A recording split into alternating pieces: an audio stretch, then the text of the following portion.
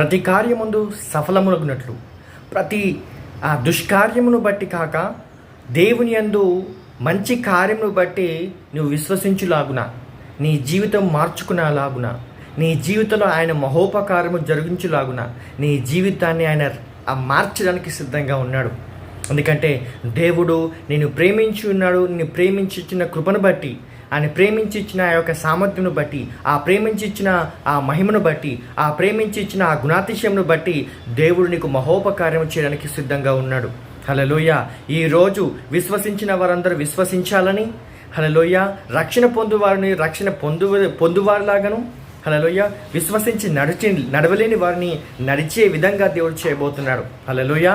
ఈరోజు ఆయన మహోపకారం నీ కుటుంబంలో జరగబోతుందని, ఆయన మహోపకారం బట్టి నీ కుటుంబాన్ని మార్చబోతున్నాడని విశ్వసించండి. హల్లెలూయా.